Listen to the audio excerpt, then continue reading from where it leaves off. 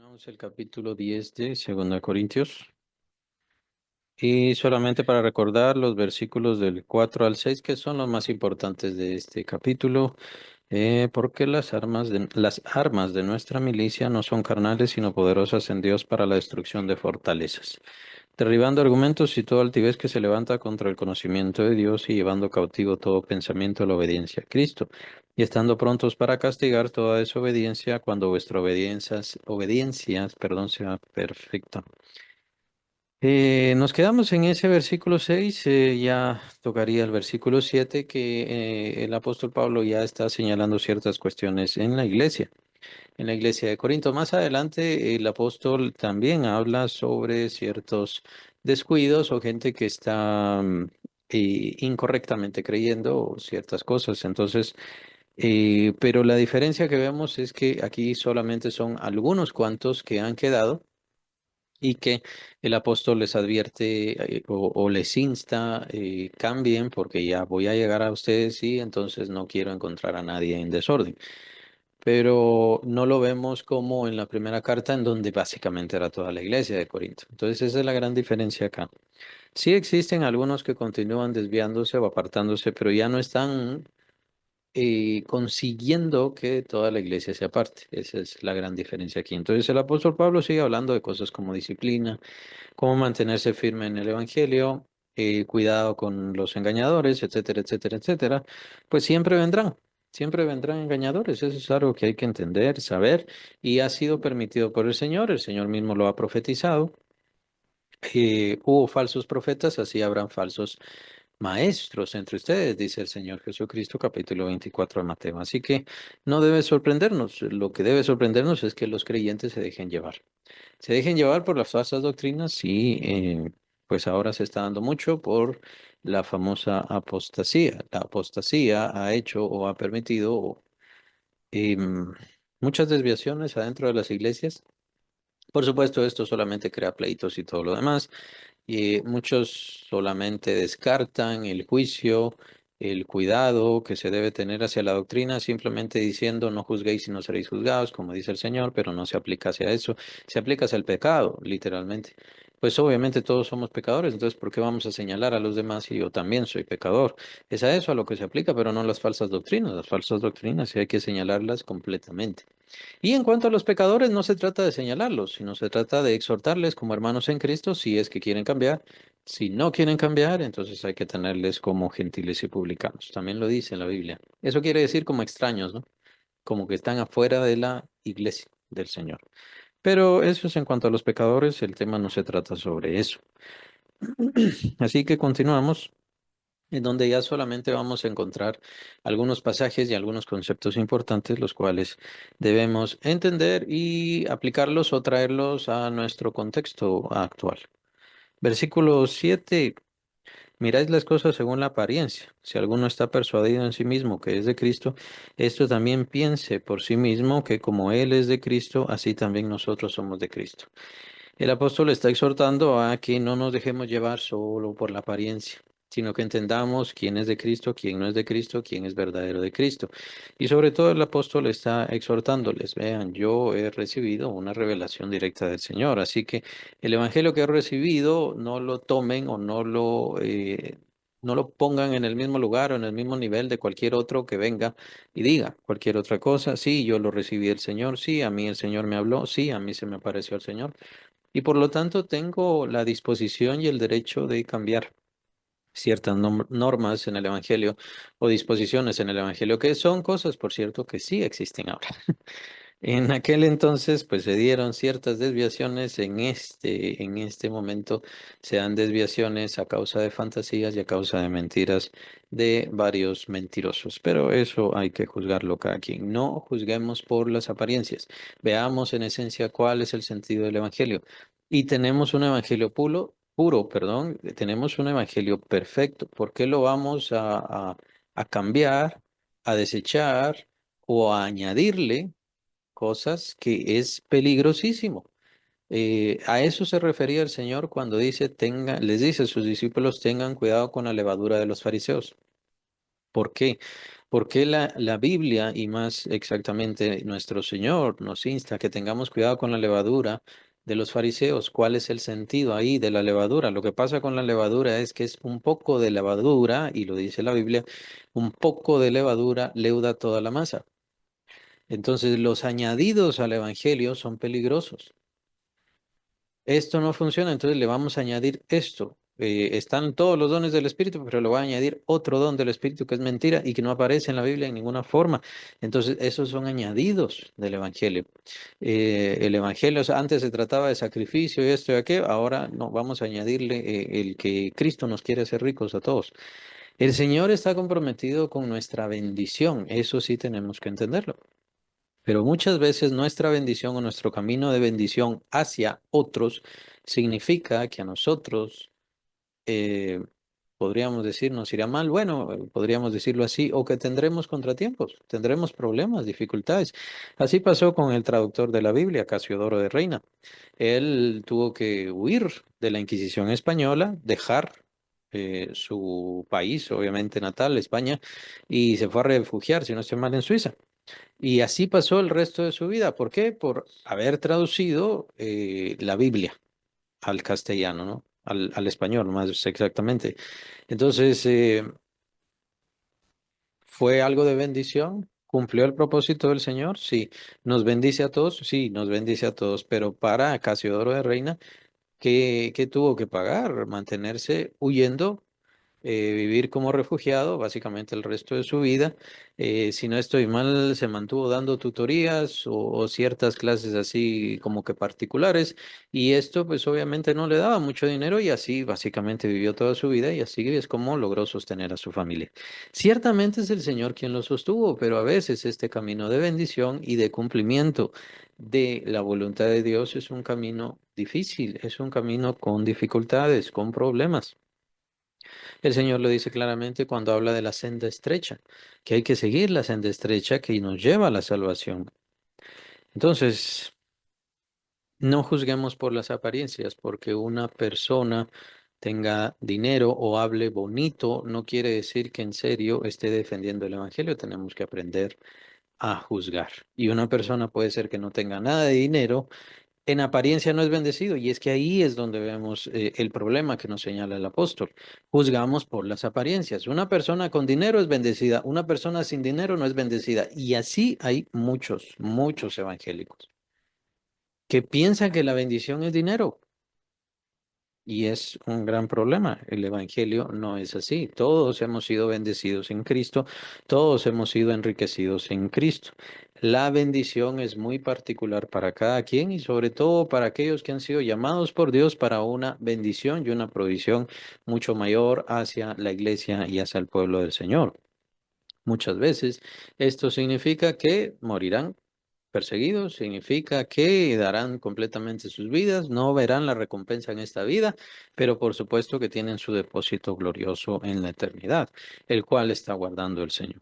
Entonces, no juzguemos por las apariencias, aprendamos a juzgar y a utilizar el verdadero evangelio. Si esta persona está hablándome del verdadero evangelio, que está usando la Biblia, vaya, está usando la Biblia, pero está diciendo mentiras. Así era David Koresh o Koresh, no sé, no recuerdo exactamente cómo es que se pronuncia, pero en aquella situación de Texas, en 1997, donde terminaron él y todos sus seguidores calcinados por el fuego con gasolina.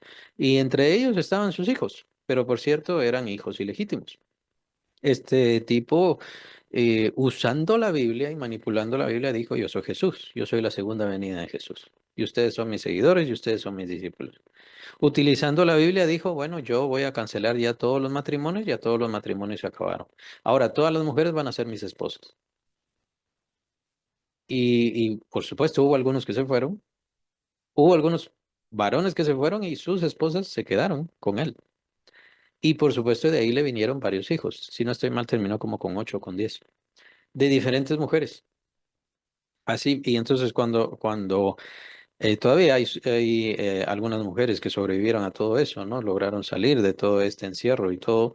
Cuando se les pregunta, pero ¿y por qué? ¿Por qué se dejó llevar con todo esto? Es que me hablaba con la Biblia. utilizando la Biblia manipulado. Y hay mucha gente manipuladora. El demonio es manipulador. Solamente hace falta que vean la tentación del Señor Jesucristo, cómo utiliza el diablo la Biblia. ¿Para qué? Para manipular. Le cambia sentido, le cambia propósito, le pone sus propósitos utilizando la palabra de Dios. Por eso es que hay que saber juzgar, hay que saber utilizar la palabra de Dios y hay que saber quién está hablando y de dónde viene lo que está hablando. Más adelante el apóstol mencionará los espíritus en el siguiente capítulo, no lo veremos ahora. Así que hay que tener cuidado, tengamos la mente abierta. No se trata de oír a cualquiera. Claro, también aclaro, no se trata de escuchar solamente para juzgar. Se trata de juzgar para entender si de verdad está defendiendo el Evangelio y si va a aportarme a mí cosas buenas, cosas sanas, cosas correctas, lo que es palabra de Dios. Si eso me aporta, no se trata que yo lo esté juzgando, vaya a oír solamente a juzgar, sino que este siervo, esta sierva, lo que va a hacer es aportarme a mi fe. Entonces, y ese es el propósito. No vamos a escuchar creyentes, siervos de Dios, levantados por el Señor, para ver qué grande mente tiene, cuán bueno es para la historia o cuán buena es para la historia bíblica, cómo tiene tantísimos conocimientos. Todo eso es bueno y todo eso aporta y todo eso es valioso. Qué gran lenguaje tiene o qué gran manejo del griego y del hebreo. No se trata de eso, ese no es el fin de estar escuchando a alguien. El fin de estar escuchando a alguien es que hable por medio de la palabra de Dios o que use la palabra de Dios. Dios le utilice a esa persona ¿para qué? Para que a mí me hable su palabra, me dé fe, fortalezca mi fe, me ayude, me guíe en lo que sea que yo necesite. Ese es el propósito y ese es el propósito por el cual y no se trata de tener al último lingüista hablándonos del Señor, no se trata de tener al gran erudito, no, solo con licenciatura en teología no sirve, tiene que ser un doctor en teología.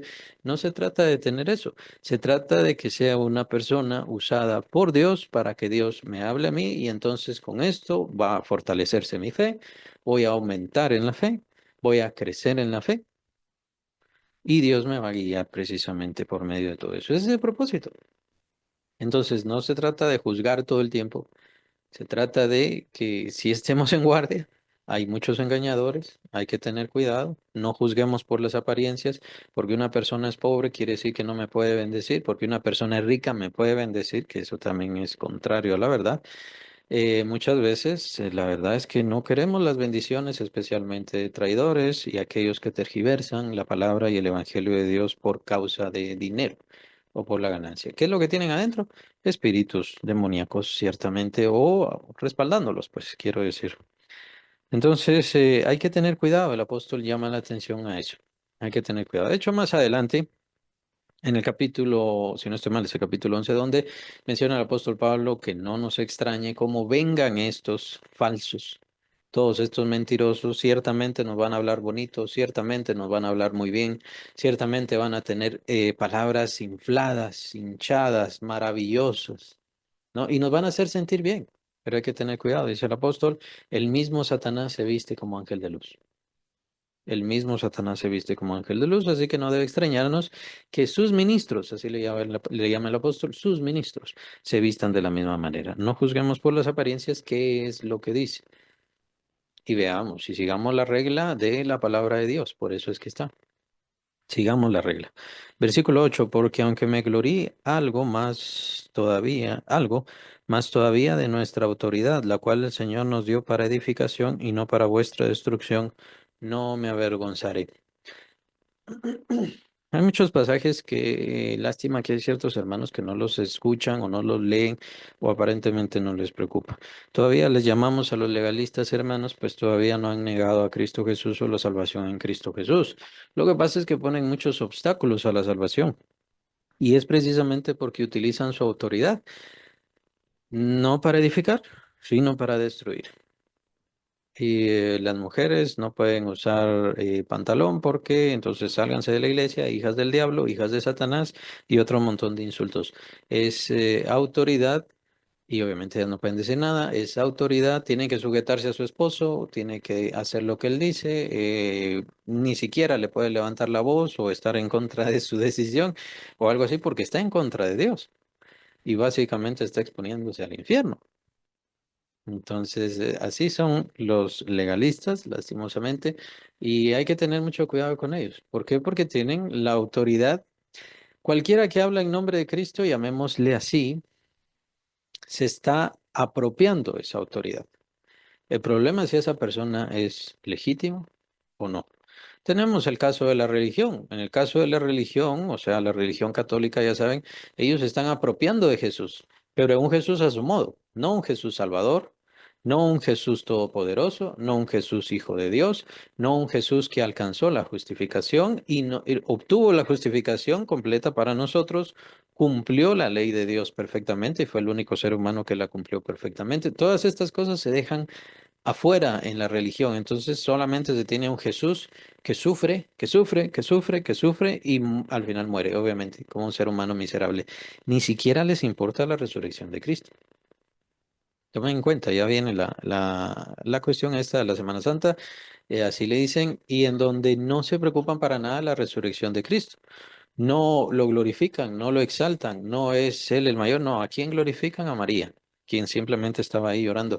¿Y qué hizo María? Nada, pero le llaman corredentora. ¿Y por qué le llaman o por qué dicen que Jesús es redentor si de todas maneras no creen en la salvación? La redención es ser comprados, ser redimidos. También tiene que ver con rescatado. Los dos sentidos son importantes en la redención. La redención significa ser comprado y ser rescatado. Los dos sentidos. ¿Creen eso de Jesús? Por supuesto que no. Jesús no los rescató y Jesús no los compró.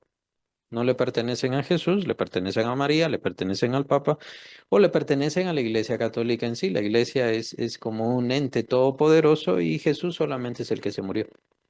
Y ya estuvo. Entonces, se apropian, por eso uso ese término, se apropian de Jesús y lo transforman a su modo, a su gusto. Y así son muchos. Por eso hay que tener cuidado. Así son muchos. Entonces, el hecho de hablar de Dios es como que se están apropiando de esa autoridad para, bueno, deme las escrituras de su casa, deme las escrituras y las llaves de su vehículo, porque yo lo necesito para la obra. Y así a muchos se les ha engañado, a muchos se les ha robado. Es por la autoridad que inspira, llamémosle así, Dios, lo que es Dios, el ser de Dios, pero no es Dios dándole la autoridad, ellos se le están apropiando. Y el demonio también se apropia de eso, por eso es que utiliza a sus falsos ministros, por eso el Señor nos llama la atención hacia los falsos maestros. Hay que tener cuidado, porque ellos se van a apropiar de la autoridad de Dios. Esta es una iglesia de Cristo, esta es la autoridad de Cristo, pero por supuesto ahí es donde viene la levadura. Van a hablarles bonito de diferentes cosas, hay que confiar en Dios, hay que creer en Dios, les van a hablar mucho sobre la ética, en la religión hay muchísima ética, también en la religión mormona, también en la religión de los testigos de Jehová, hay muchísima ética, pero entonces de ahí viene la levadura. ¿Y qué pasa con la levadura? Que es poco y leuda toda la masa, o sea, llena todo y lo toca todo. La levadura no arruina, es importante para el pan, para poder hacerlo, pero es el sentido de lo malo, de lo impuro se utiliza para que entendamos que apenas un poco de impureza, un poco de falsedad que le añadamos, que vamos a añadir a todo el evangelio, lo que va a hacer es arruinar completamente el evangelio. ¿Para qué? Para que no tenga su efecto de salvación. Ese es el punto. Para que no tenga su efecto de salvación. Entonces, nosotros tenemos autoridad como Iglesia de Cristo, tenemos autoridad sobre los hermanos, por así decirlo, pero esa autoridad es para su edificación, no para su destrucción. Es para que ellos se arrepientan, para que ellos cambien, para que ellos reflexionen, pero no para decirles, usted ya no es de aquí, usted no pertenece, usted váyase, tiene que hacer esto, tiene que hacer aquello, tiene que vestirse de esta manera, como mencionaba hace un momento el caso de los legalistas. Hay que tener cuidado. Hay que tener cuidado con esa autoridad, hay que tener cuidado con esa vara, llamémosle así, esa vara de castigo, hay que tener cuidado. En realidad el que castiga es Dios. Dios corrige a todo el que recibe por hijo. lo menciona, se menciona en el capítulo 12 de Hebreos. Así que el que disciplina es el Señor. La autoridad que tenemos es en la iglesia, pero no sobre la iglesia o no en contra de la iglesia, sino a favor y para edificación de la iglesia. Ese es el propósito. En todo sentido, para edificación de la iglesia. El apóstol recuerda esto, pues como mencionaba, ya no tiene el gran problema de una iglesia desviándose y apartándose. Ahora lo que tiene es el problema de que algunos quedan desviándose y apartándose y como que abriéndole la puerta a las falsas doctrinas, a los falsos pensamientos y a las falsas formas de ver. Por eso recuerda, nuestra autoridad no es para destrucción, sino para la edificación. Versículo 9, para que no parezca como que os quiero amedrentar por cartas, porque a la verdad dicen las cartas son duras y fuertes, mas la presencia corporal débil y la palabra menospreciable. Esto tenga en cuenta tal persona que así como somos en la palabra por cartas, perdón, que así como somos en la palabra por cartas, estando ausentes, lo seremos también en hechos estando presentes. Versículo 12, porque no nos atrevemos a contarnos ni a compararnos con algunos que se alaban a sí mismos, pero ellos midiéndose a sí mismos por sí mismos y comparándose consigo mismos no son juiciosos. Una característica muy importante sobre llamémosle así, los falsos maestros o aquellos que llevan las falsas doctrinas, pues ¿cuál es? Se alaban a sí mismos. Esa es una característica satánica. Es una característica de soberbia. Es una característica de autoglorificación. Recuerdan que es el diablo quien quería subirse al trono de Dios, quien quería estar en el trono de Dios y él ser el glorificado. Ciertamente él no quería tomar la posición de Dios y todo lo que Dios tiene que tolerar, todo lo que Dios tiene que hacer como creador. Él no lo quería, sino lo que quería era la alabanza y la adoración y la exaltación. Es muy chistoso, ¿no? La postura del demonio, pero tiene que ver con alguien soberbio y completamente alejado de coherencia. Una característica muy importante, y esa es una característica que estamos viendo. Es una característica precisamente del espíritu del anticristo. En el espíritu del anticristo lo que vemos es obviamente, el sentido del anticristo es que está en contra de Cristo, pero no solo eso, eso es la mitad del sentido, está en contra de Cristo, sí, el anticristo. Pero también el otro sentido muy importante es que está en lugar de Cristo, quiere ponerse en lugar de Cristo Jesús. Y el espíritu del anticristo es por eso que utiliza ciertas cuestiones o situaciones o eventos que pasaron en la vida del Señor Jesucristo. Y es por eso que también he señalado, el espíritu del anticristo va a levantar profetas para glorificar a hombres. Profetas falsos, obviamente, para glorificar a hombres. Y esto es algo muy claro, esto es algo muy importante y es una señal muy importante que deberían ver. Ya se nota, lo pueden ver en las redes sociales, es bastante fácil, porque no les importa, no les preocupa cuidarse al respecto y por supuesto no son juiciosos, tal como dice aquí, no son juiciosos. No aprenden a juzgar, no aprenden a entender qué es lo correcto, simplemente se dejan llevar. Y así estamos en estas generaciones ahora. Estas iglesias que yo sentí algo y es Dios quien me lo dijo. ¿Cómo saben que es Dios? También tenemos aquella cuestión de que, bueno, un cristiano no puede recibir al diablo, o sea, no puede ser tomado por el diablo, entonces todo lo que siente adentro de seguro es de Dios. Ese es un juicio incorrecto. No estoy diciendo que sí pueda poseerse a un cristiano, ni no, no estoy diciendo nada. Porque de hecho hay muchos cristianos o muchos que dicen que son cristianos y en realidad no son cristianos. Así que bien pueden ser tomados como instrumentos del diablo. Pero el problema en todo esto es que la gente no sabe juzgar, no sabe juzgar. No existe y no ha existido, excepto uno, no ha existido un profeta de Dios que hable acerca de un hombre. No existe, excepto uno. Un verdadero profeta de Dios siempre va a hablar de Dios, de el cielo, de la eternidad, de lo que es glorioso. Pero ningún profeta de Dios va a hablar de otro hombre, Solamente hubo un profeta de Dios, que ya sabemos que es el último profeta de Dios, el cual dice el Señor Jesucristo es el mayor de todos. Ya sabemos cuál es o quién es, Juan el Bautista. Juan el Bautista habló obviamente, de Jesucristo. Fue el único profeta de Dios que habló y que señaló a otro hombre. ¿Quién era? No solamente hombre, sino era Dios mismo encarnado. Ese es. Entonces, ¿qué pasa con el espíritu del anticristo que toma esto y entonces obviamente lo vuelve una figura, una mofa, una parodia y parte en todo esto también tiene que ver el engaño. Y por eso estamos viendo esta expansión, este amor, este apetito, este agrado de hombres glorificándose a hombres, glorificando a hombres, perdón. Entonces sale el profeta tal y entonces yo te voy a dar profecía a ti, super apóstol, super ungido, super elevado, super lo que sea.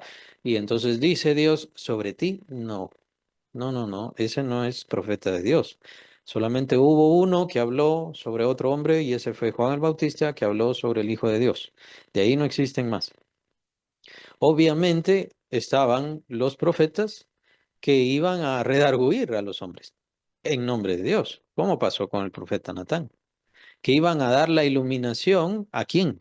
Al rey. ¿Por qué? Porque era el rey el que dirigía al ejército, dirigía al pueblo. Pero que un profeta se levantara para hablar de un hombre, eso no pasó. O para exaltarlo, si quieren verlo así, para glorificarlo, que es lo que dice Juan el Bautista. He aquí el Cordero de Dios que quita el pecado del mundo. Detrás de mí viene uno mayor que yo, del cual yo no soy digno ni siquiera de desatar encorvado el calzado de sus pies. Entonces, eso no existió excepto en esa situación, hablando de un verdadero profeta. Pero ¿qué pasa con el espíritu del anticristo? Que el espíritu del anticristo levanta profetas para ensalzar, para glorificar, supuestamente por parte de Dios, para glorificar a supuestos ministros, pseudoministros o como quieran llamarle, que existen ahora. Y ahora existen muchísimos. Resulta que por el poder del apóstol se pueden destruir maldiciones y esto lo dicen pseudoprofetas. Eh, Resultan que los profetas, bueno, los profetas actuales están abriéndole la puerta a la Iglesia Católica cuando tanto tiempo costó en el tiempo de la Reforma y un poco antes también, y tantos creyentes, tantos hermanos en Cristo murieron a causa de esa iglesia. Y eso se les olvidó a todos, no se preocupan de eso. Pero, ¿por qué? Porque no son juiciosos. Se glorifican a sí mismos y eso les gusta. Dios dice que vas a ser grande, Dios dice que vas a ser maravilloso, Dios dice que te lleva a las naciones, que es algo que aparece en la Biblia. Te he dado por profeta a las naciones y lo repiten y lo repiten y lo repiten entre todos como un mantra deleitoso a su ego, nada más. Porque no es cierto, no van a ningún lado. Y estamos abriendo la puerta al tema que entra más adelante, en el capítulo 11 cuando ya habla sobre espíritus. Hay que tener cuidado con eso, porque el diablo va a comernos el oído, como es una expresión que se utiliza, a agradarnos. Por eso menciona el apóstol Pablo a modo de profecía, que más adelante vendrán aquellos que tendrán comezón de oír. Y entonces el diablo, por supuesto, feliz, va a darles lo que les gusta, va a hablarles, va a seducirles con palabras. Que si están poseídos o no están poseídos es irrelevante. Son doctrinas demoníacas las que estamos viendo. Es el espíritu del anticristo que en tiempos apostólicos ya estaba funcionando, lo menciona el apóstol Juan. Ya estaba funcionando. Y a causa de ese espíritu del anticristo vendría el anticristo, literalmente.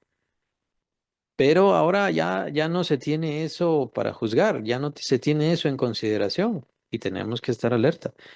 Alerta de las falsas doctrinas, de las mentiras, porque no solamente son falsas doctrinas o falsas ideas, detrás vienen espíritus, espíritus demoníacos. Y estos, a mí me encanta la ilustración de la tentación del Señor Jesucristo porque nos ilustra todos los engaños y todas las artimañas del diablo. Detrás de las falsedades o junto con las falsedades del demonio, el demonio trae dinero. trae riqueza, trae gloria para esa persona. El ser glorificado es algo que motiva a estas personas, a estos falsos ministros, pastores, falsos maestros y demás cosas, ¿no? Falsos iluminados. Se glorifican a sí mismos, es una característica elemental, se alaban a sí mismos. Tú vas a ser grande, dice el Señor que te voy a... Dice, ya saben, lo han oído de seguro, se alaban a sí mismos. Estaba Ignacio de Antioquía, es uno de los ejemplos, él es discípulo de los discípulos, o sea, él es discípulo, uno de los discípulos de los apóstoles.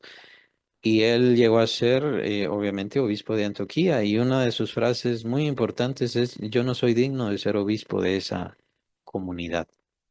Yo no soy digno de ser obispo de Antioquía. El apóstol Pablo, que dice, yo soy el primero de los pecadores. Dice antes, yo soy el último de los apóstoles, pero incluso se llama como abortivo. Un abortivo es casi como un indeseado. Y así se califica el apóstol Pablo, por así decirlo, en cuanto a su humildad. Y en cuanto a su humildad, él mismo dice también, yo soy el primero de los pecadores. Esto no lo dice simplemente por humildad, lo dice porque ciertamente él se sentía, se consideraba el primero de los pecadores, el que era completamente indigno de recibir la salvación. Pero dice el apóstol, Dios muestra todo el poder de su misericordia, la grandeza de su misericordia, perdonándome a mí, perdonando mis pecados. Se alababa a sí mismo. Incluso más adelante lo vamos a ver en el capítulo 12, cómo habla de sus revelaciones, y es a causa de las revelaciones que viene el Evangelio.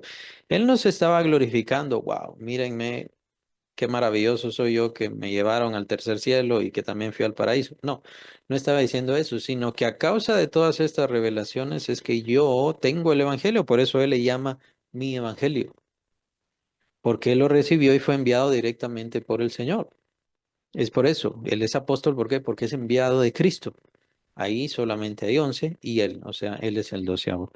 Tenía razón el apóstol Pedro, alguien más tenía que tomar su lugar, pues obviamente estaba profetizado eso.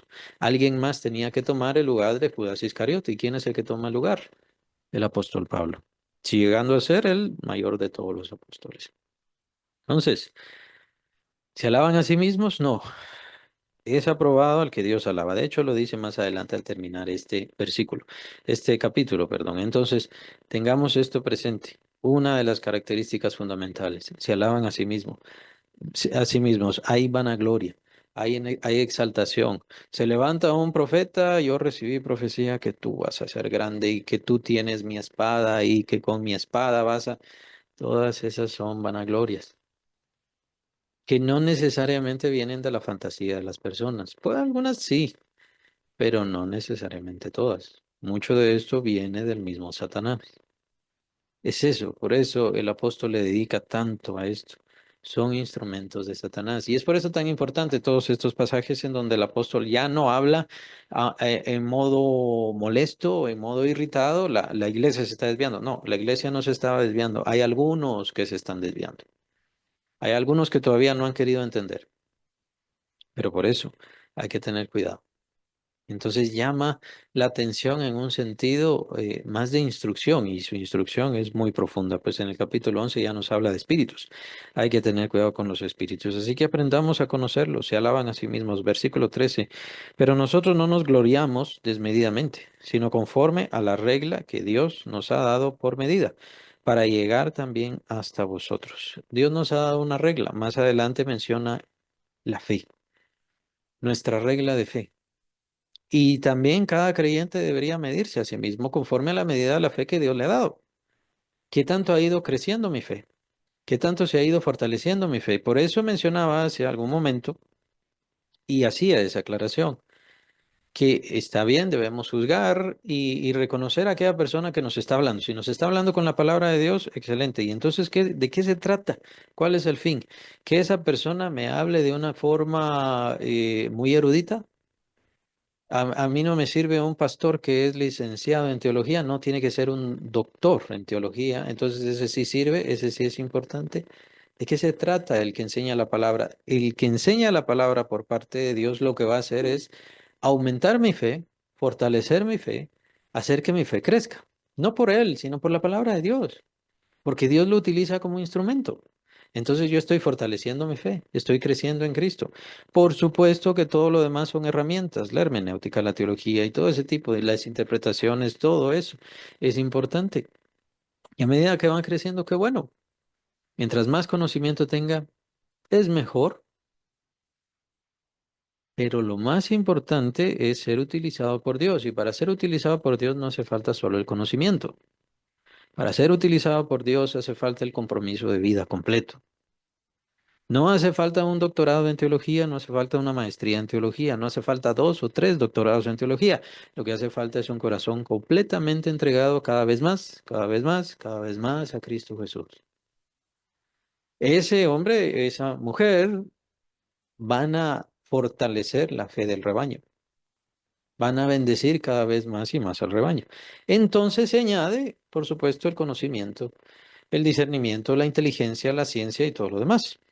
Bueno, es bueno, pero no es lo central. Lo central es que la fe vaya creciendo y mi propósito en la iglesia es que mi fe vaya creciendo. Lo vimos cuando estaba hablando del apóstol sobre la generosidad y de cómo la generosidad de los corintios y la generosidad de los macedonios estaba creciendo, pero estaba creciendo junto con su fe, junto con su santidad, junto con su conocimiento de la palabra, en todo sentido, que el creyente vaya creciendo. El creyente que solamente va creciendo el conocimiento está muerto, básicamente. Hay que ver cómo está su fe. Tiene mucho conocimiento, sí, pero ¿cómo está su fe?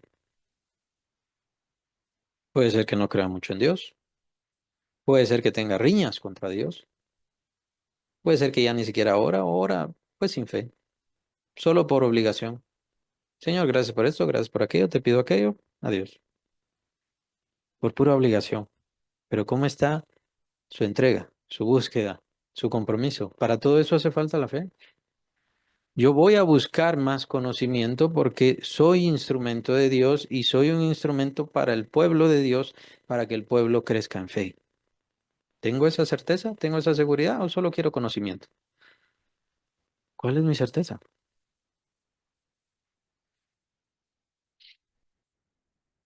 No recuerdo el lugar, pero pareciera que era un seminario en donde el profesor les dice claramente, miren, respóndanme la pregunta y no se preocupen, ni se va a publicar, ni se va a decir mayor cosa, solamente va a ser como anónimo, ¿no?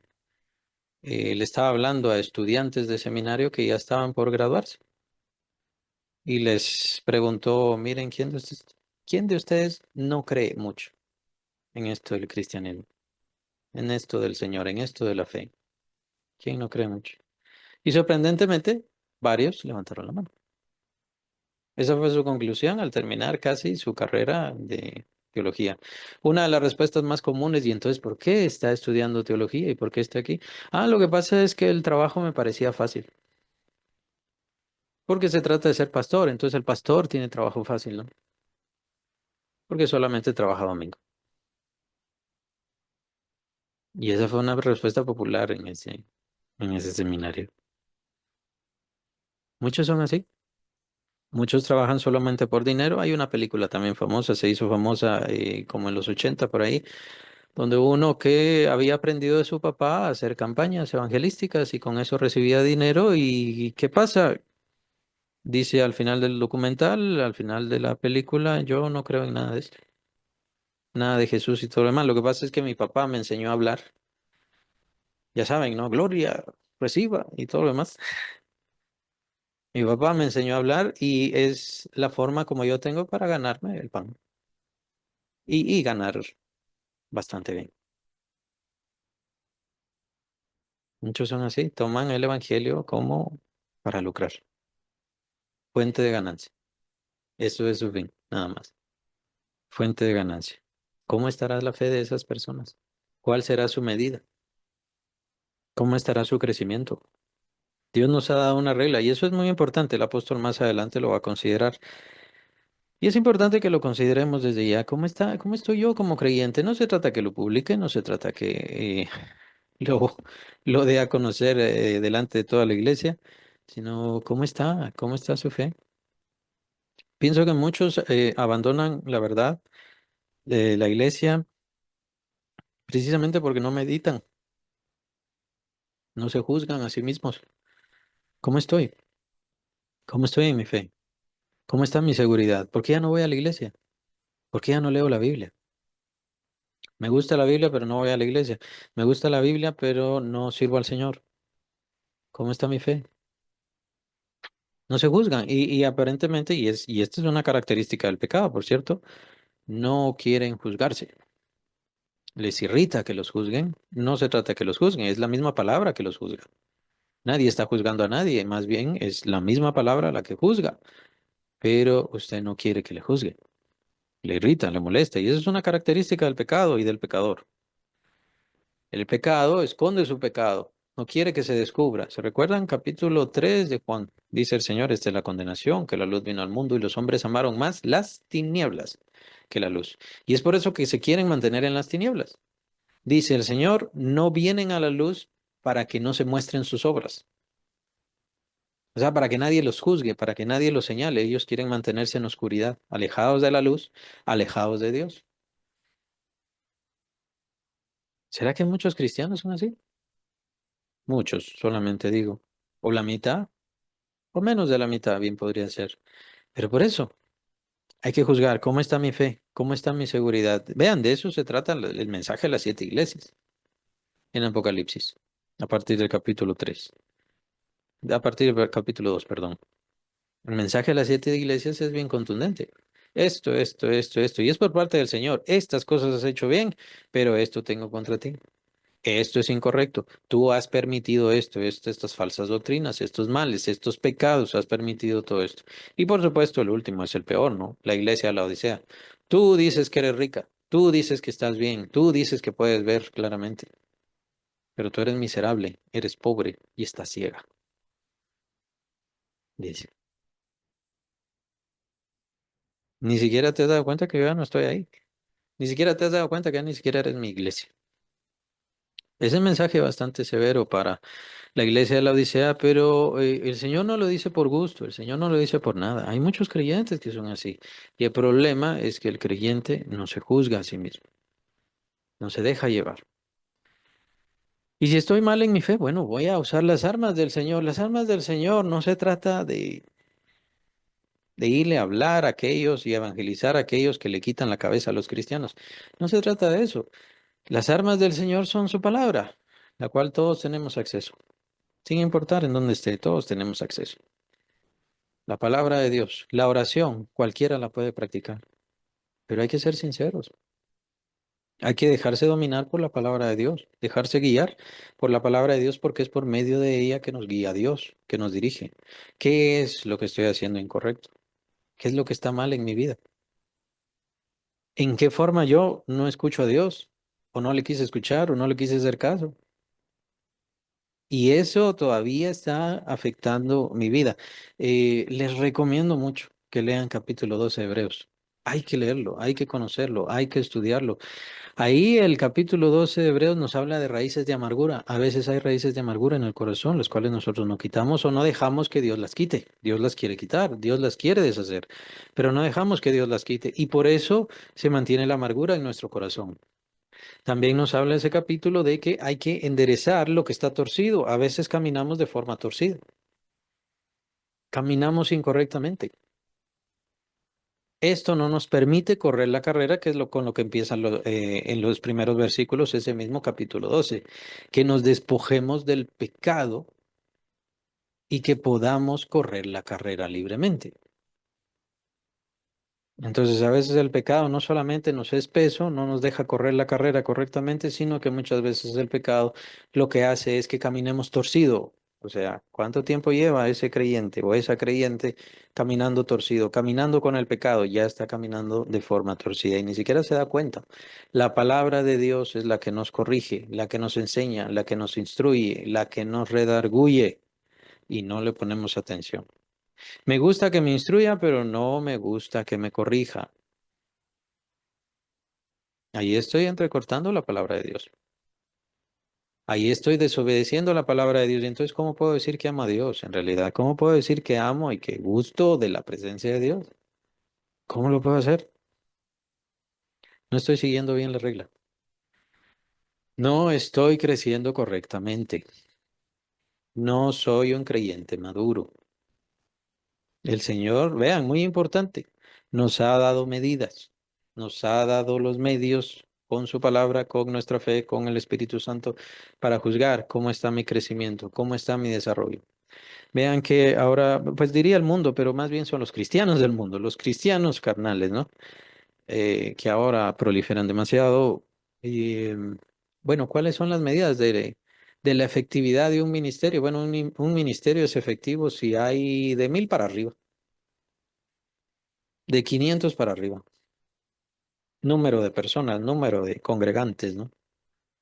Entonces, una iglesia que está en una montaña y tal vez solamente 20 personas pueden llegar ahí, esa no es iglesia, no es iglesia de Cristo. Un pastor tiene que tener dinero para poder bendecir. Si no tiene dinero, no me sirve de nada su bendición. Esas son cosas que yo he escuchado literalmente. Nadie me ha contado. Y de seguro ustedes también lo han escuchado. Entonces, solo un pastor con dinero, con mucho dinero, puede bendecir. Ese es el juicio de Dios, ese es el juicio de la palabra de Dios. Lástima con Juan el Bautista, ¿no? El más grande de los profetas. ¿Ustedes creen que tenía dinero, Juan el Bautista? Tenemos que avanzar. Hoy terminamos el capítulo 10. Dice versículo 14. Porque no nos hemos extralimitado como si no llegásemos hasta vosotros, pues fuimos los primeros en llegar hasta vosotros con el Evangelio de Cristo. No nos gloriamos desmedidamente en trabajos ajenos, sino que esperamos que conforme crezca vuestra fe, seremos muy engrandecidos entre vosotros conforme a nuestra regla. Bien, un concepto muy importante que aparece en este versículo, en el versículo 15, es conforme crezca vuestra fe. La fe tiene que ir creciendo. Cuando al Señor le preguntan o le piden, Señor, que crezca nuestra fe, o danos más fe, o aumentanos la fe, también es lo que se traduce, aumentanos la fe, muchos interpretan, bueno, el Señor está diciendo que la fe no crece, y no es eso lo que está diciendo el Señor, sino el Señor está sobre todo señalando la fuerza, la potencia de la fe. Eso es lo que está señalando, la firmeza, si quieren verlo mejor así. Dice el Señor, si dijeres a este monte, quítate y échate en la mar, y no dudaréis, ahí está, la firmeza, y no dudaréis en tu corazón, entonces lo que dijeres eso será hecho. Es de eso de lo que está hablando el Señor y es por eso que el Señor utiliza muchas figuras, en este caso una hipérbole.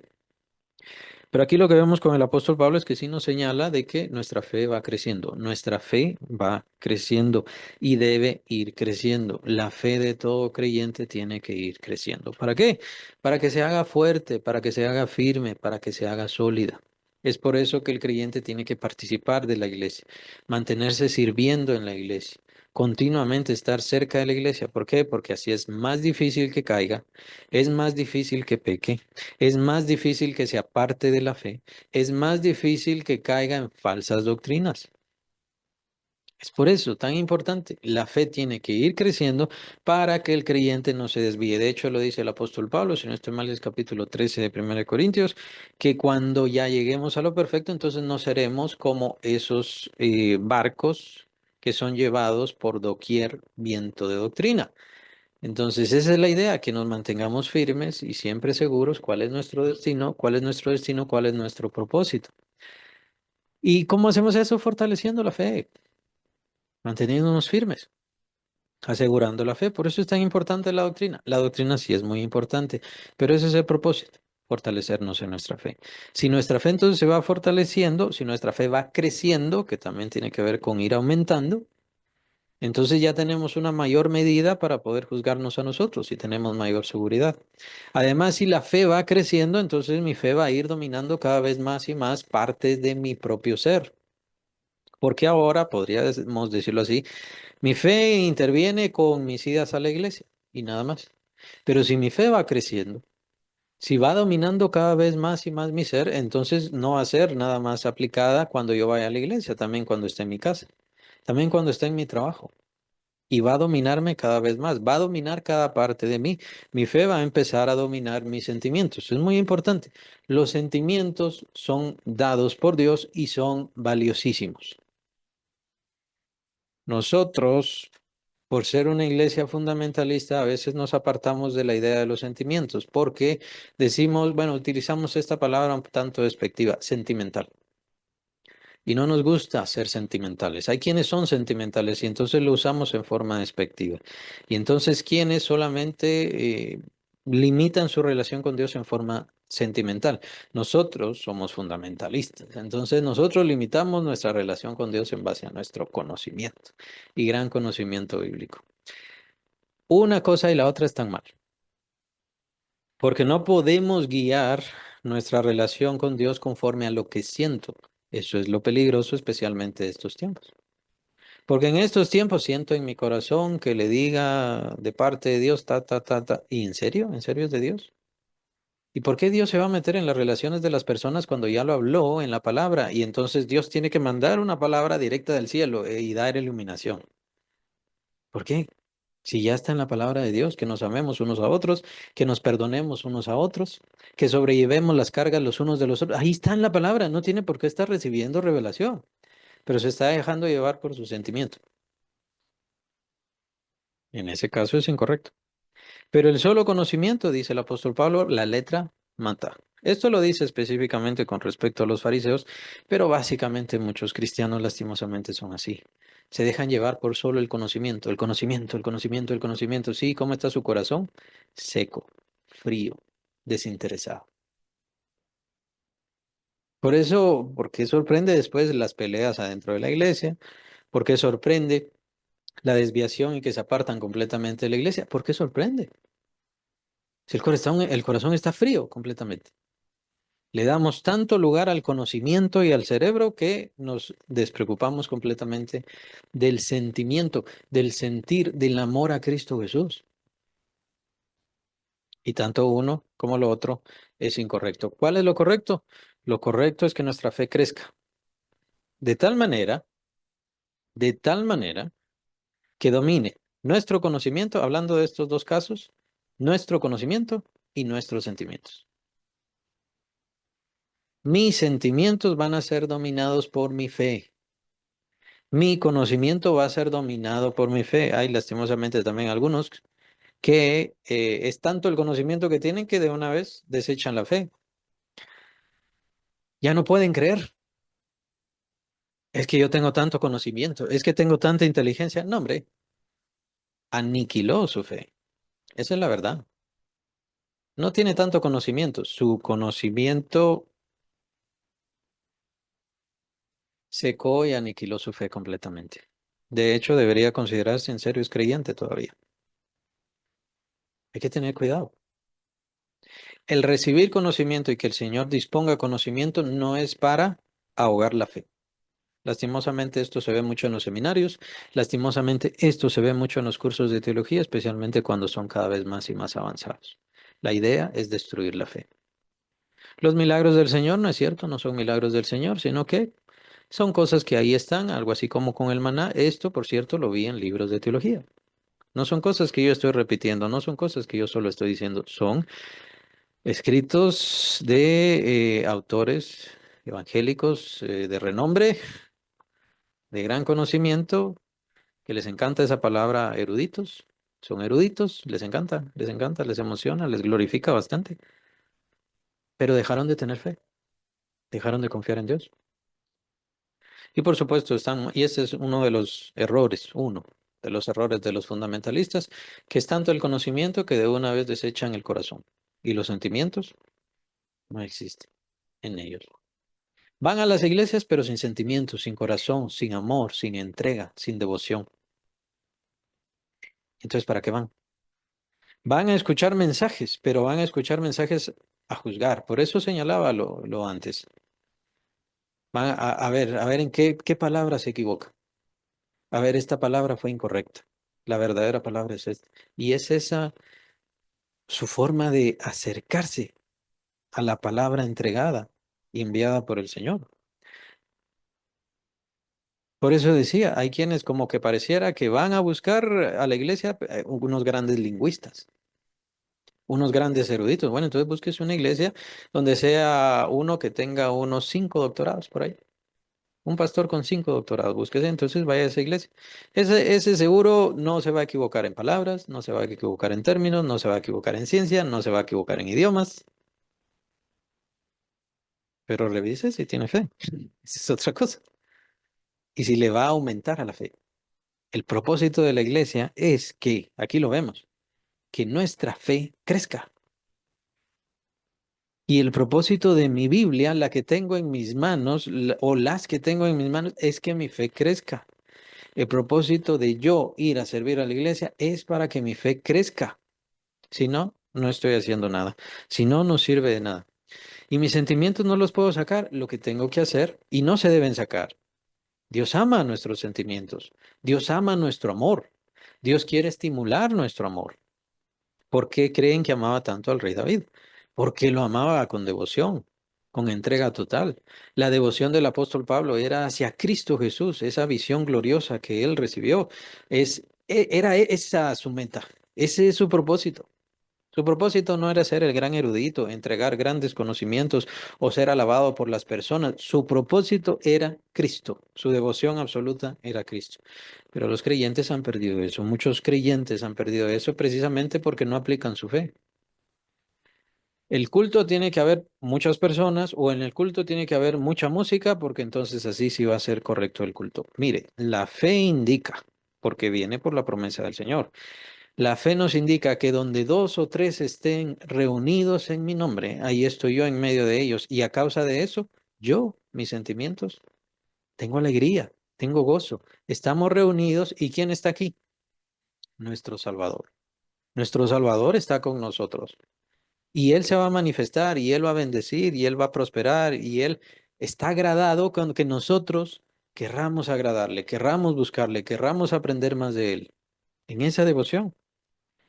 No tener devoción porque hay gente, no tener devoción porque qué bonito espectáculo, no tener devoción por la multitud de títulos que pueda tener una persona o quién es el que me va a hablar. La devoción debe ser solamente a Cristo y el apóstol lo menciona aquí también en este pasaje. La devoción solamente debe ser a Cristo. Nuestra fe está creciendo de tal manera que está dominando mi conocimiento, está dominando mi fe, mis sentimientos, los está dominando. Puede ser que mis sentimientos yo esté triste, cansado, sí, pero mi fe me indica, aquí está el Señor Jesucristo, por lo tanto, me siento alegre, me siento contento, me siento con ánimo. ¿Es así mi corazón? Entonces estoy creciendo, estoy mejorando. No necesito una gran multitud, no necesito una iglesia de multitudes, de tantísimas personas o de personas con dinero. Necesito una iglesia en donde al menos dos o tres, que estemos nada más, pero que estemos al menos dos o tres, pero que estemos con devoción buscando al Señor y necesitándole. El Señor se va a manifestar y el Señor ha prometido que ahí está y va a hablarnos a través de su palabra. Por supuesto, también hay iglesias donde de una vez se ha quitado la palabra. Y entonces vienen las visiones y todo lo demás. Entonces entran los sentimientos mal usados, mal dispuestos, apartados de la verdadera fe. La fe no se aparta de la palabra. La fe no se puede apartar de la palabra. Y por eso hay que tener cuidado con las nuevas revelaciones, las nuevas funciones, las nuevas formas y todas esas cosas, o los nuevos dones también. ¿Por qué? Porque no vienen de la palabra. Y yo estoy poniendo mi fe en lo que no es palabra. Y con eso hay que tener cuidado. Vienen los reproches, vienen los problemas. ¿Y a quién le decimos que tiene la culpa? A Cristo. ¿No? Cuando nosotros seguimos falsas visiones y revelaciones, le echamos la culpa al Señor cuando no sucede. Que tener cuidado con todo eso. Hay mucho de qué hablar sobre todo esto, pero lo importante es que entendamos, nuestra fe va creciendo y tenemos que ir juzgándonos. Hay que ir juzgándonos. Cada año, revísese, cada fin de año, cada año nuevo, aproveche ese tiempo. ¿Cómo estoy creciendo? Y si no estoy creciendo, bueno, entonces, ¿qué tengo que hacer? ¿Qué no estoy haciendo o qué estoy haciendo mal? ¿Qué estoy haciendo de forma incorrecta? Por eso señalaba algunas cosas. ¿Cómo voy a oír el mensaje? Cuando yo me dispongo a oír el mensaje, ¿cómo lo estoy oyendo? A ver qué error dice. Lastimosamente, eso se da mucho en los fundamentalistas. A ver cuál es el error. Y así eran los fariseos, por cierto, por eso es un gravísimo error. Los fariseos en el tiempo del Señor Jesucristo. A ver cuál es el mal. A ver qué es lo incorrecto.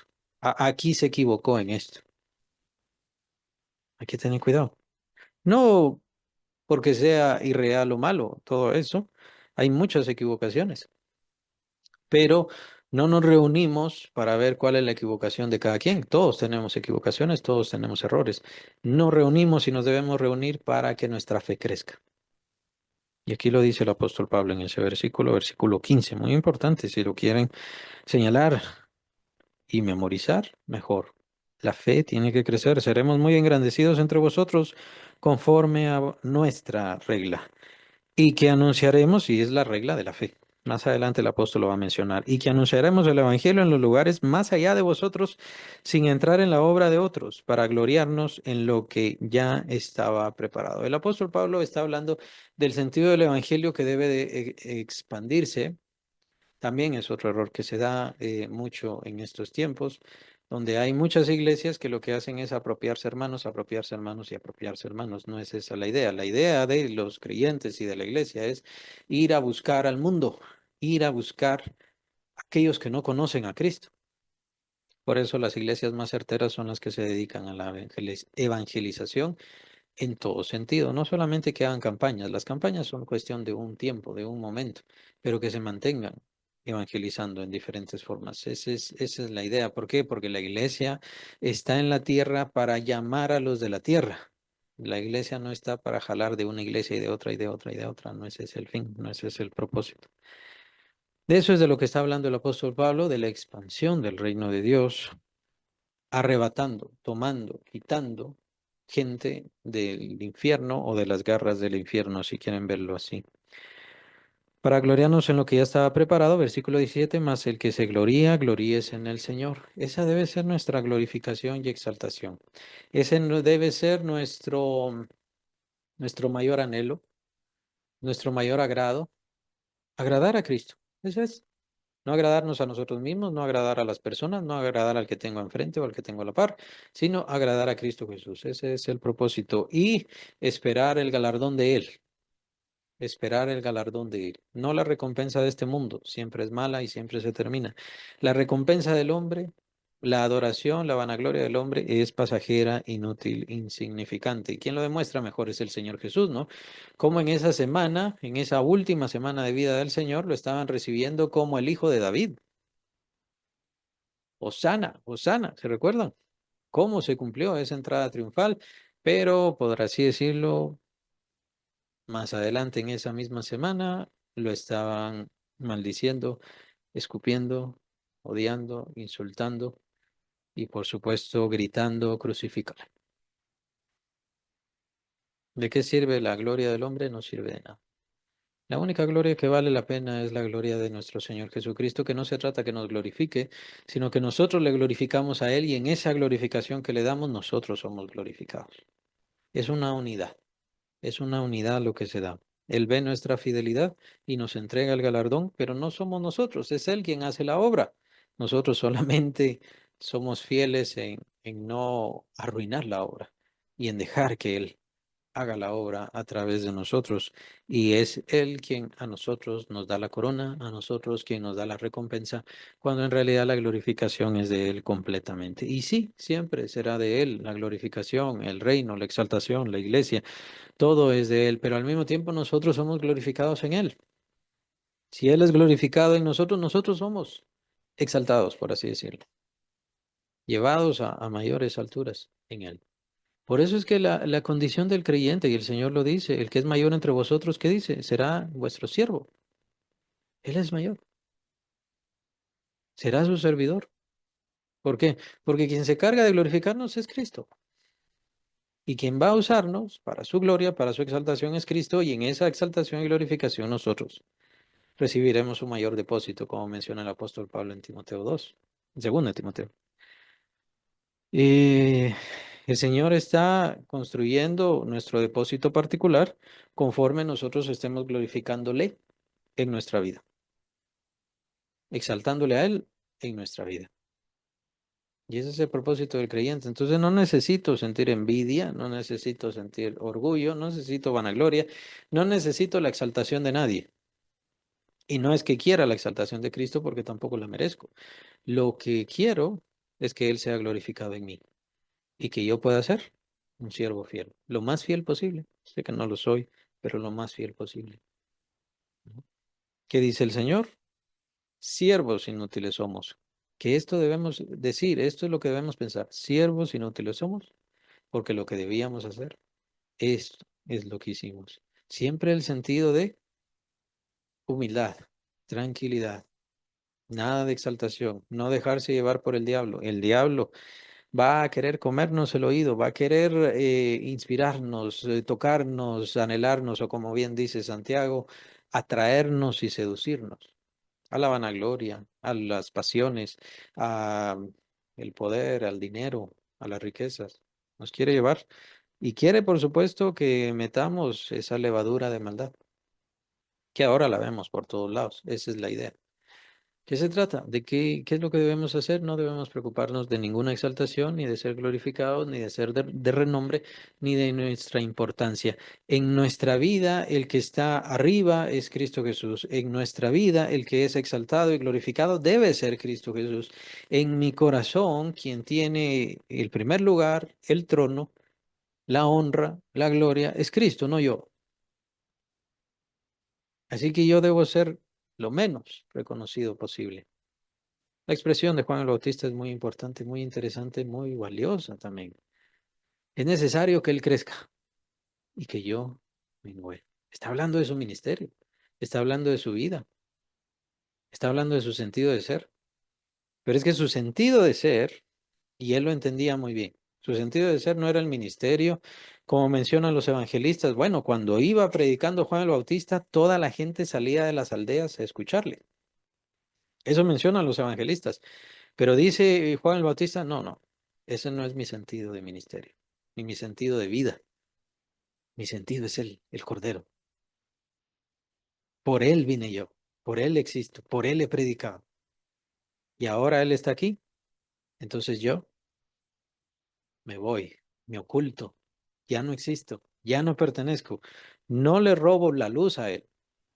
Él merece toda la honra, Él merece toda la gloria y esos son los verdaderos creyentes, siervos y siervas de Cristo que más le han glorificado y que más le han exaltado. La gloria es del Señor siempre, la gloria es del Señor siempre. Dice el versículo 18, con eso terminamos, porque no es aprobado el que se alaba a sí mismo, sino aquel a quien Dios alaba. Aquel a quien Dios alaba. Lo que esperamos es que sea Dios quien nos apruebe, que sea Dios quien nos diga, bien, buen siervo y fiel, aunque es el Señor Jesucristo, lo sabemos específicamente, es Él. Y es esa glorificación y es esa exaltación la que vale cualquier otra cosa que pueda dar el mundo, el diablo, nuestros cuerpos, las pasiones o cualquier cosa. No vale la pena.